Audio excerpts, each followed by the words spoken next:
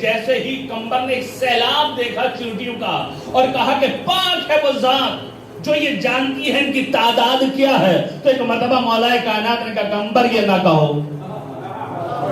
قمر یہ نہ کہو کہ ان کی تعداد جو جانتا ہے وہ پاک و پاکیزہ ذات ہے، تعداد تو میں بھی جانتا ہوں، یہ بھی جانتا ہوں نر کتنے ہیں مادہ کتنے ہیں، یہ تو میں بھی جانتا ہوں نر کتنے ہیں مادہ کتنے ہیں۔ تو اے مولا کائنات پھر میں کیا کہوں؟ کہو یہ کہو کہ پاک ہے وہ ذات جو ان کا خالق ہے، جس نے ان کو خلق کیا ہے۔ تو مولا یہ آ کہاں سے رہی ہے؟ کہا یہ اپنے بلوں سے نکل کے آ رہی ہے۔ ان کے سردار نے کہا ہے اپنے بلوں سے باہر آ جاؤ، وہ آ گیا جس کو دیکھنا عبادت ہے۔ صلی اللہ علیہ وسلم محمد والی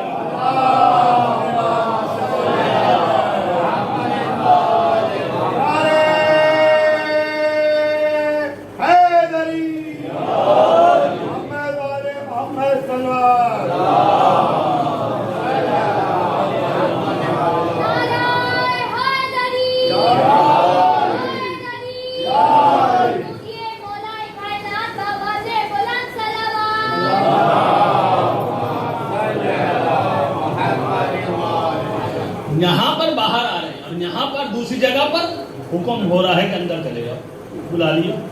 اب جناب سلیمان نے بلایا اور اپنے ہاتھوں پر بٹھایا اور ہاتھوں پر بٹھانے کے بعد کہا کہ کیا تم مجھے ظالم سمجھتی ہے؟ کہا نہیں، ظالم نہیں سمجھتی۔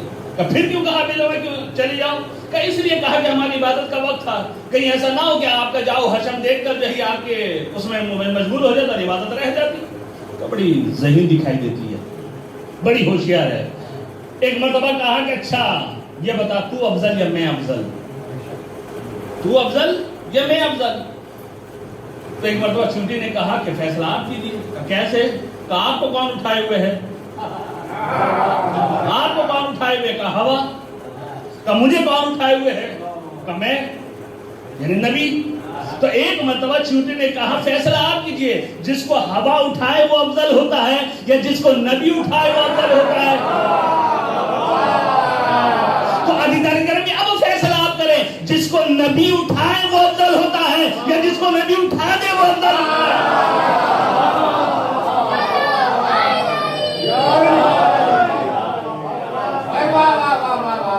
سلوات پڑھیں مل کر محمد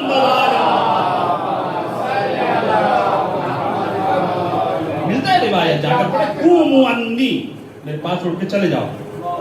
پیغمبر نے کہا اٹھو جہاں سے، اس قابل نہیں ہو کہ ہمارے پاس بیٹھو۔ تو عزیزان گرامی توجہ کیجئے گا، بس آخری بات اور گفتگو کو میں سمیٹوں، مسائل کی طرف آؤں کہ دیکھیے علی کو پہچانیے کہ مولا کائنات ہے کون، ہم نے بھی پہچانا۔ بہرحال بہت ساری چیزیں ہیں۔ وجود کی 4 صورتیں ہوتی ہیں، ہر وجود کی 4 صورتیں ہوتی ہیں، علم منطق میں بیان کیا جاتا ہے۔ وجود کی 4 صورتیں ہیں۔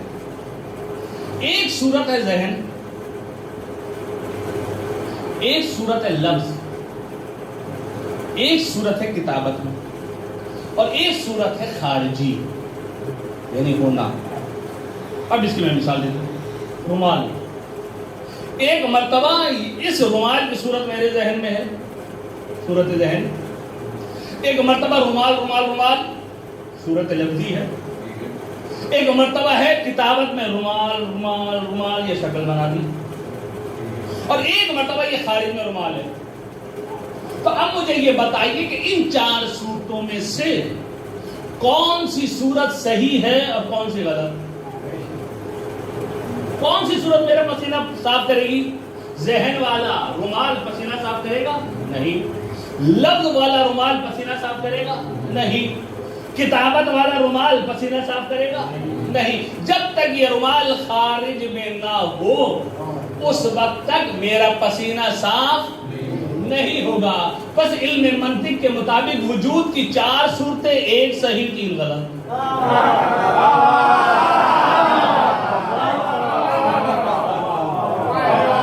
منطق کی بات کر رہا ہوں میں، علم منطق کی بات کر رہا ہوں، اور نہ لے کے جائیں، لیکن قربان جائے میری جان مولا کائنات علی ابن ابی طالب کے اوپر۔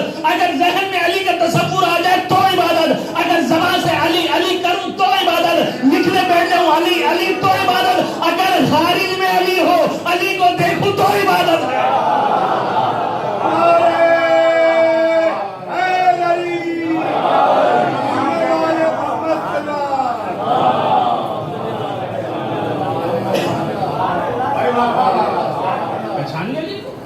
یہ ہے علی کہ چاروں صورتیں وجود کی علی کے اوپر منطبق آتی ہیں اور چاروں میں عبادت ہے.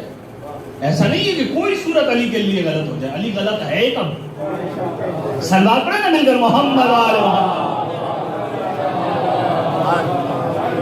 جس علی کی عزیزان کرام اتنی فضیلتیں ہیں اور جس علی کے لیے پیغمبر نے قدم قدم پر فضائل بیان کی, انہیں فضیلتوں کو چھپانے کی کوشش کی. اور پھر جو اولاد علی کا سلسلہ ظلم و ستم کسی طریقے سے ان کا نام و نشان مٹ جائے, ان کا تو مٹ گیا, ان کا نہ مٹا نہ مٹ سکتا ہے. جنت کے بھی دروازے پر انہی کا نام ہے, ان کے بغیر گزارا نہیں. ابھی آپ نے مرسی میں سنا مسافران مصیبت مدینہ آتی. جیسے مدینہ کی دیوار کو سید ساجدین نے دیکھا, ایک مرتبہ کا بشیر تمہارے بابا مرثیہ پڑھا کرتے تھے, تمہیں بھی مرثیہ پڑھنا آتا ہے؟ اچھی مولا, جاؤ مدینہ میں اطلاع دے دو کہ کارواں آ گیا. حضرت بشیر جاتے ہیں اور جانے کے بعد ندا بلند کرتے ہیں, اے مدینہ کے رہنے والوں, مدینہ رہنے کے قابل نہیں رہا. حسین مارے گئے, زینب کی چادر چھینی, سکینہ کے تماشے لگے.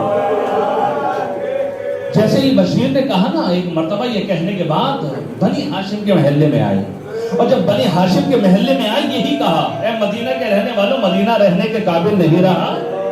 حسین مارے گئے, زینب کی چادر چھینی, سکینہ کے تماچے لگے.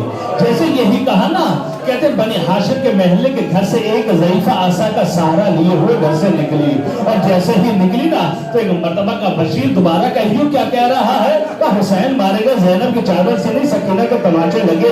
ایک مرتبہ بی بی ام البنین نے کہا, اے بشیر, کسی ماں نے ایسا بیٹا پیدا ہی نہیں کیا جو زینب کی چادر پر ہاتھ ڈال سکے, سکینہ کے تماچے مار سکے.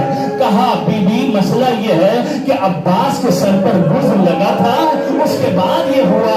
اگر ایک مرتبہ بی بی ام البنین نے کہا, عباس کے سر پہ گرز, کسی ماں نے ایسا بیٹا پیدا ہی نہیں کیا جو عباس کے سر پہ گرز مار سکے. میرا عباس سے وہ تھا جو 2 انگلیوں سے گرز کو پھینک دیا کرتا تھا, کس میں مجال کہ عباس کے سر پر گرز مار سکے. ایک مرتبہ جب بشیر نے دیکھا نا یہ ام البنین ہے, عباس کی ماں ہے, ایسے تسلیم نہیں کرے گی. ایک مرتبہ کا بی مسئلہ یہ ہے کہ عباس کے دونوں بازو قلم ہو گئے تھے. اس کے بعد ایک تیر مشق سکینہ میں پیوست ہوا, ایک تیر عباس کے آنکھ میں لگا. اے بی بی جب تیر لگا نا, اب تیر کو نکالنے کے لیے ہاتھوں کے سہارے کی ضرورت ہوتی ہے. عباس کے ہاتھ تو تھے نہیں, عباس جھکے کہ گھٹنیوں سے یہ تیر نکالے. ایک ظالم نے کمین انداز سے ایسا وار کیا کہ عباس کے سر پر لگا, اور بی بی اس کے بعد عباس زین سے زمین پر آئے. اے بی بی جب تک عباس زندہ تھے حسین کو کچھ نہیں ہوا, جب تک عباس زندہ تھے زینب کی چادر پہ کسی نے ہاتھ نہیں ڈالا. اب ام البنین سمجھ گئی, بس حضرت وہ وقت آیا کہ ایک مرتبہ بی بی ام البنین بقی کے قبرستان جاتی ہے, اور جانے کے بعد بیان کرتی ہے, بی بی مجھے یقین نہیں آتا, مجھے یقین ابھی بھی نہیں آتا کہ زینب کی چادر چھینی اور سکینہ کے تماچے لگے. لیکن بی بی جب مجھے یہ بتاتے ہیں نا, مجھے یہ بتاتے ہیں عباس کے بازو قلم ہو گئے تھے, عباس بھی سے زمین پر آ گئے تھے, تو بی بی پھر مجھے یقین آ جاتا ہے کہ ہاں زینب کی چادر بھی چھینی ہوگی, سکینہ کے تماچے بھی لگے ہوں گے. جزاکم ربکم مددر, خدا کو کوئی غم نہ دے سوائے ہمیں اہل بیت کے. ام البنین سے گفتگو ہو گئی. عزادارہ ایک حسین کی بیٹی جس نے ابھی اپنی مرثیے میں بھی سنا, فاطمہ صغرا فاطمہ صغرا جاتی ہے محمد حنفیہ کے پاس، اور محمد حنفیہ کے پاس جانے کے بعد کہتی ہیں چچا بیدار ہوئیے، چچا بیدار ہوئیے، دیکھیے ندا دینے والا کیا ندا دے رہا ہے۔ ایک مرتبہ محمد حنفیہ فاطمہ صغرا کو لے کر باہر نکلے، کیا دیکھا کہ بشیر ندا دے رہا ہے، کا کارواں کہاں ہے، کہاں مدینہ کے باہر ہے۔ محمد حنفیہ فاطمہ صغرا کو لے کر چلے، جب لے کر چلے نا، جیسے ہی بھتیجے پر نگاہ پڑی محمد حنفیہ کی، ایک مرتبہ محمد حنفیہ نے ہاتھوں کو پھیلا دیا، ہاتھوں کو پھیلا دیا، اور ایک مرتبہ گلے ملنے لگے۔ جیسے ہی گلے ملنے لگے نا، سید سجاد نے کہا اے چچا ذرا آرام سے، اے چچا ذرا آرام سے، تو کے نشاہ ابھی بھی باقی ہے۔ جزاکم ربکم ولدارو خدا بخری احمد سوائے غم اہل بیت کے۔ ایک مرتبہ محمد حنفیہ کہتے ہیں اے سید سجاد بیٹا ہوا کیا؟ کہا کہ عباس مارے گئے، علی اکبر مارے گئے،